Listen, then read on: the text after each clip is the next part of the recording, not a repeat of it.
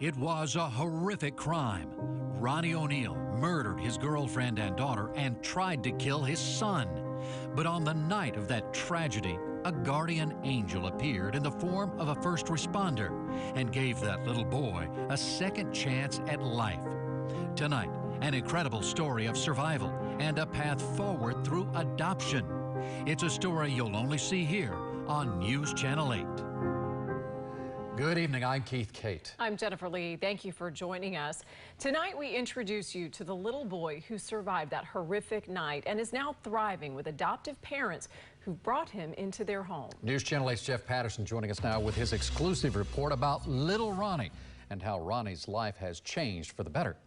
Keith and Jen, during the trial, we were very careful to protect the identity of young Ronnie. He is a victim who managed to survive a horrific night, but now, with his permission and the permission of his adoptive parents, we are sharing his story and the story of how he came to his new family. You will see who is the mass murderers. It was a trial that captivated the Bay Area and the nation. This whole entire case has been tampered with. It began March 18th, 2018. Mike Blair with the Hillsborough County Sheriff's Office got a call to respond to a crime scene in Riverview.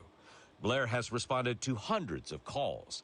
This one changed his life. There was a child being medevaced to Tampa General, but he was not expected to live. Ronnie Oneal III, accused of killing his girlfriend, daughter, and severely wounding his son Ronnie, insisted on acting as his own attorney. In one heartbreaking moment, he questioned Ronnie in court. And how did I hurt you?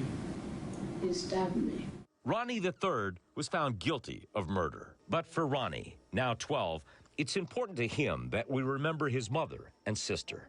She was just a good mom. Kenyatta Barron was back in school attending HCC, but still had time to play football with him. And Ronnie had his own special way of communicating with his disabled sister, Ronivia. We did like a lot of things together. She was nice.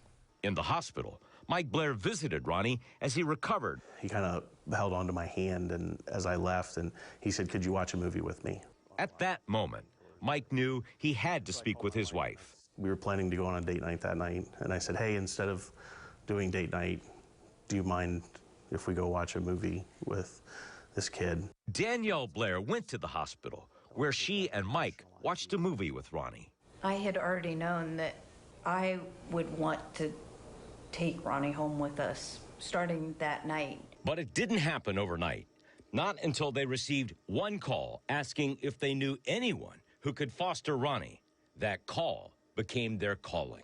I was driving by our church when the guardian is asking, "Hey, do you know of somebody who can help us out?" Danielle Blair had prayed for this moment. I started praying that God would soften Michael's heart and say, okay, yes, we have a place that Ronnie belongs. Now Ronnie has a new family and 5 new siblings who've accepted Ronnie into their lives. One of the best moms and dads. They take care of me. It's become more than just a new house for Ronnie. It's a home. They even have a family mantra. As it goes to the family, and it's, "I am safe, I am loved, and I'm part of this family." Remarkable people.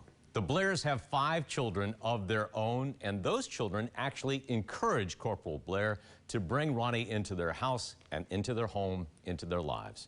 Ronnie is now receiving physical therapy for his wounds and mental health care to help him through this process and everything that he has gone through. What a good-looking family now, though. I think we were all captivated by this story, to say the least. And it was Ronnie's decision to speak, wasn't it? Why now? Why did this young man want to speak out? Well, he felt he was very limited during the trial of what he could say. He was very much prepared for that, but he didn't have a chance to say how much he loved his mother and how much he loved his sister. That was important to him.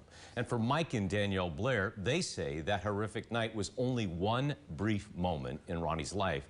It will always be part of his story, they say, but it doesn't have to define him. It's a great story. Thank you for sharing it, Jeff. Glad he talked to you, and you can see more of this story. In fact, Jeff's been on top of this story from the very beginning. You can see all of his reports throughout the trial and the moments leading up to today by going to the WFLA app.